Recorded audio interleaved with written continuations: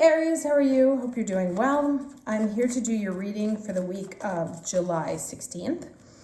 We have 3 personal planets changing signs this week. The first is Venus moving into Cancer tomorrow, which, Venus likes to save lost puppies and broken puppies, wants to heal the world. And then shortly after that, we have Mercury moving into Leo. And then finally, at the end of the week, the Sun moves into Leo. Now, Leo is fire energy, so we like that. Leo is regal energy, so we also like that. It likes to be center stage. It can be a bit obstinate, very creative thinking. The sun is the center of the solar system. So it's a moment where we see things as moving around us, right? Like where we can finally comfortably take a spot in the center of our universe. Now, before that happens, before those shifts into those signs, both Mercury and the Sun have an opposition to Pluto in Capricorn. Now, that can be transformational. It can also not feel great because Mercury and the Sun will be in Cancer, and that's sort of where we're in our feelings, and it's our root. But what Pluto does is it kind of comes in and smacks you in the face to make you see something differently. So it may not be a sort of pleasant realization, but it's a useful and helpful realization that when those planets then move into Leo, where they get a new sense of confidence, it's like they're able to see things the right way, or there's a shift in the thinking that happens that you're then able to build on when everything moves into Leo. Now, that said, let's get straight to the cards. Can I get the overall energy for Aries for the week of July 16th, please? Okay, interesting. 2 came out.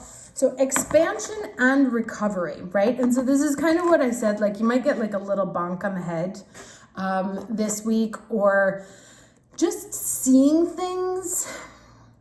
Like you'll learn something will happen. It could be pleasant, it could be unpleasant. Whatever it is, it's transformative, and it opens the way you think about the world, and it also aids in your healing. Very banal example, right? I had an email exchange with a friend of mine. They said something I didn't really like, but instead of reacting, I just kind of sat with it. And then I realized that the thing I was responding to was obviously a very personal thing. And that the way they had said it was their own personal thing. And that we were both responding from 2 very distinct positions, right? Like think about that Pluto and Mercury and Sun opposition. That each person is looking at it from their own way. But when I stopped to reconsider it, it actually showed me what I was responding to from the past and why, and what were the other options, right? How else could I have taken what they said? How else could they have meant what they said? And in doing so, in opening up my understanding of the situation, I was able to actually heal a pain from the past. And heal a situation from the past and be like, okay, perhaps even in that situation, I processed it incorrectly. Now, this is usually, these characters are not always the same, but you see it's kind of the same woman here in both of these. So it's really a very clear story about getting some piece of information, a key that unlocks both how you think, broadening your thinking, and how you feel, bringing you some of that flame, right? That healing flame there. So this is very interesting energy for this week. Now let's get the challenge. Can I get the challenge energy for Aries, please? Week of July 16th. Ooh. Okay. The slowing down, our favorite, the Knight of Pentacles. You may have a situation, creative, romantic, professional, whatever, personal, that is moving really slow. And it's annoying right? And of course, because we hate it. But the one thing that I realized also in this situation that came up for me is that because things are moving very slow in this situation, it gives me the time to process this. Because when things go fast, you ride the wave, right? You move forward with it. When things go slow, you stop, you think, you reflect. Like you see this guy's like by the water, carefully considering before he dives in. Why? Because there's this process that needs to happen here. This moment of gathering information about past wounds, about family, about things that rest at your core, you know, that you need to be able to have the time to process and heal from. So that's, again, we don't like it when things move slowly, but that's why it's happening. So that you have the time to stop, consider, expand your understanding, and use what you learn to unlock healing from stuff from the past, right? To give you a whole brand new, refreshed energy as the sun then moves into Leo. Now, which deck do I want? This one. Okay, so let's get the lesson here.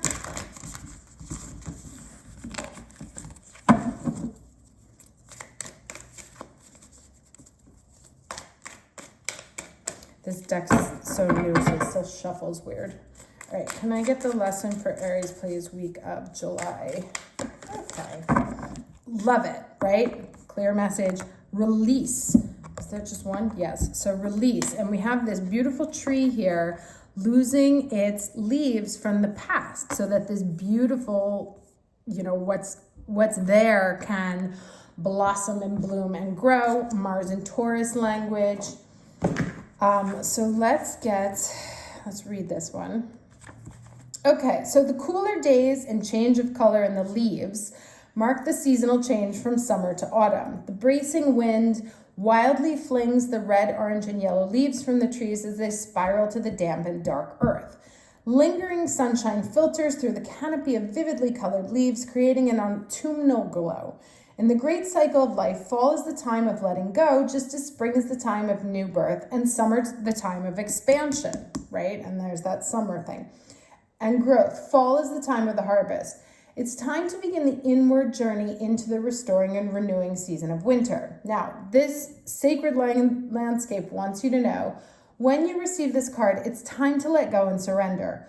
Let go of situations, people, and objects that do not serve you. Let go, and here's this right here, of old, outmoded, self-limiting beliefs that drag you down. This is a time of stripping away superficial distractions until you reach who you are at your core, right? Unlocking who you are, regardless of all the stories, regardless of all the wounds, like really getting deep into the core of you through expansion. Begin to clear your home and living environments of clutter. If you don't love it or use it, it's probably clutter. Clear it out of your space. It's time for a detox. To get ready for the new, you must release the old. So it's interesting. So I kind of think that like Pluto, like I said, the Pluto oppositions to both Mercury and the Sun this week with Venus. So Venus moving into Cancer wants to heal, right? And whether it wants to heal you or someone else, it wants to heal. It's looking to nurture. And then you have these like two bunks from Pluto to our way of thinking and to your core essence that are really going to allow you to see a pattern from the past, help you reconsider it in a way. I love how those fell. I didn't have to place them. Reconsider it in a way that allows you to release wounds that have been incorrectly shaping you from the past, right? Okay, so first we have chaos and conflict in the reverse position, and then we have to the sea in the reverse position. This is a 6 and this is a 7. So despite there being upside down, there is still movement forward here. Now let's see what this means in the protection message.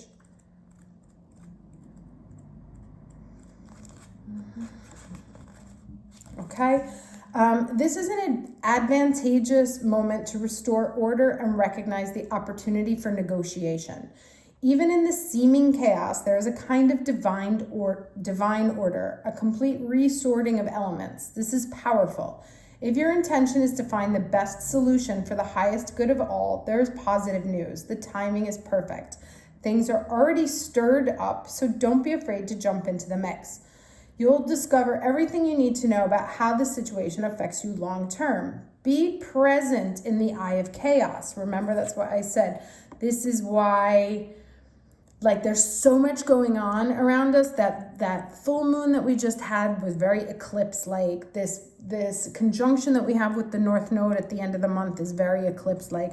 So there is so much swirling around us that the reason why things are still moving slow and moving forward slowly, again, Mars and Taurus, is because we need to have the time to process them correctly. There's this opportunity for enormous healing and enormous movement forward that's going to happen at the end of the month. But we need to move forward on the right path, right? Like with the right information, making the right steps. And so now is to be present in the eye of the chaos. The moment is valuable, don't waste it. And then we have here, this go to the sea, which is in reverse, which is interesting. So everything seems to work out when you stop scrambling and allow the sea of opportunities to wash over you and wake you up to, oh no, that's the wrong one, sorry. My bad, cancel. So when external conditions appear to block every attempt to move forward, as we've said before, there is no hidden message for you to decipher. Like the ocean, the tides of experience ebb and flow. You are in a natural cycle, so know that things will flow again in due course. There is no cause for alarm. Stop resisting and fighting against the situation and learn to flow even when the tide is going out, right? There's that tide going out. Relax and trust in the abundance that will soon be within your reach again. An ancient, I love this. And it's so funny because I was thinking about this just this morning. An ancient mariner's saying applies to you now. When fishermen cannot go to sea, they stay home and repair their nets. Now, one of the things I've been stressing about is like my work isn't going as quickly as I would like. And I was really stressing about, okay, well, maybe I just need to work more. And then I realized that it was actually a question of working elsewhere. Like on that thing, there was no way I was going to make it go any faster. So I put all of my attention to healing, taking care of, perfecting whatever other areas of my life where I could make a difference, because that one was just kind of like clearly blocked. So that's the other thing. It's like, instead of trying to push forward where there is resistance, shift your energy elsewhere. But really know that this time, like the focus of the energy right now is incredibly internal. And it's really about, especially since we have Chiron in Aries, it's really about healing the past and helping us to have the right solidity, like this tree, to be able to move forward, to shine the way we are supposed to be centered in the chaos. Okay, so we have here the King of Pentacles, the Three of Wands, two very stagnant energies. One more, please.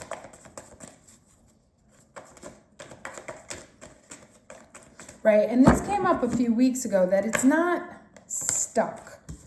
And then the Eight of Cups. It's not stuck, it's still.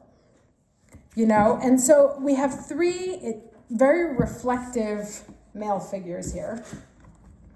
Sorry, I'm trying. Limited by my technological solutions here.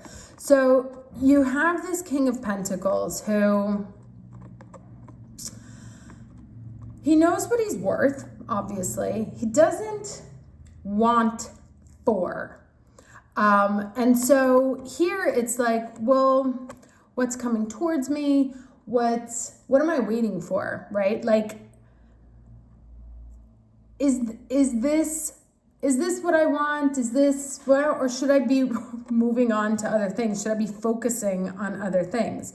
And like I said, I feel like there's this healing energy that allows us to, and I actually don't think, obviously this looks like a very sad card, moving on to other things, blah, blah, blah. I think it's an optimistic card because you move forward, right? It's not, and it's interesting because you move forward to the Nine of Cups, which I think is one of the most stagnant ones in the deck. But this is the courage to continue on, right? To take the knowledge, because he's got this, here is like observing, like what's coming towards me. It takes his little wand here, he picks one of these wands, and he keeps moving forward.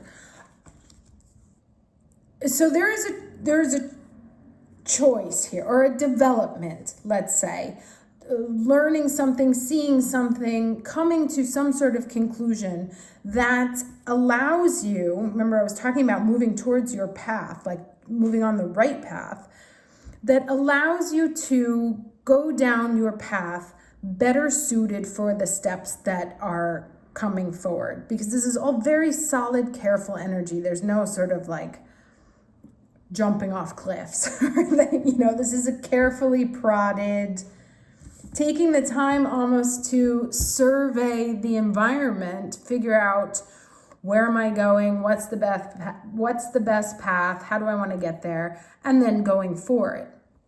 As opposed to like the Fool energy, which is, on a wing and a prayer. So yeah, I really think the vital energies this week are careful consideration, lots of reflection, right? Anytime something happens to you that you don't like, or that makes you feel blocked, or that you have a very emotional response to, those are the opportunities to look within. Why is this bothering me? What is this bringing up from my past? And what am I actually responding to? Am I responding to what this person's saying? Was there another way to interpret what was said or what happened? And what does it trigger in me that connects to my past? Who are the people that I think of when I think of this? I had like these two crazy dreams tonight. There was that Venus-Neptune situation, where it was like I made amends with my college boyfriend's parents. And I haven't spoken to either of them in years, but it was this really weird conversation in a dream about like explaining to them what happened and, why we moved on and et cetera, et cetera. So there's this tremendous, and these healings may come in 5D, they may not even come in 3D. But to be reflective of the situation that you have at hand and what the healing opportunity is on the table in front of you, and how that healing that you gain from this shift in perspective, from looking at things in a different way, from understanding things differently, how does that help you on your next steps, on your steps forward, right? Okay, so let me get some advice here from the Moonology deck.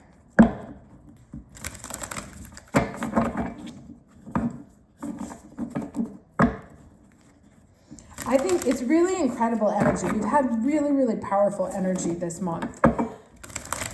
Sometimes the readings are really light and they've been feeling very heavy these last couple of weeks.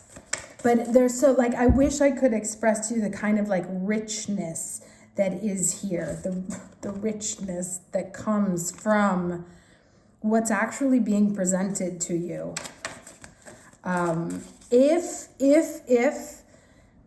you are looking at things from a very centered and solid point of view, that is really the key to being able to analyze these situations in a right way and to be able to process them in a right way, is that you must be centered and focused and okay with yourself, right? So not like a leaf on the wind being subject to the energies that are going on around us, but really calm, really centered, really grounded, really focused, digging into that Mars in Taurus energy to allow this recovery, this recovery and expansion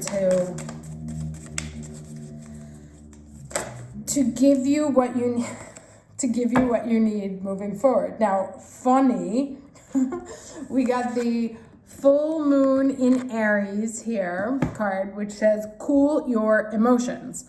And let's read this. So, are you in the middle of an argument or perhaps in the mood to pick an argument? Who, us? Never. Or are you being overly forward? This can be a time of heated emotions and frayed tempers. Remember, like I said, we got Jupiter in Aries, so everyone else is acting nutty as well. And then there's all this energy this month, basically 2 giant eclipse energies that's making everybody kind of go out of their mind. So anger is better than despair, as Abraham Hicks taught us, because anger spurs us on to do something. But you may get better results if you master your emotions. Certainly avoid stirring the pot or it could boil over. Cooling your emotions and being the peacemaker means you'll attract a more peaceful outcome. And here it says to manifest balance between you, and me. There's no point in pretending that you don't have intense feelings, as this blocks your manifesting powers. You need to work through your feelings by thinking of the people involved or forgiving yourself, right? That's exactly what I said at the beginning. I had like a whole situation where it was like, he was looking at it from a me point of view, as was I. And that's where like the conversation hit a wall.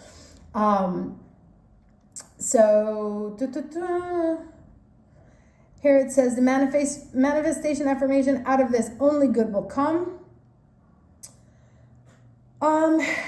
And here it says to call in Athena, the warrior goddess, to give you the courage you need to work through your emotions.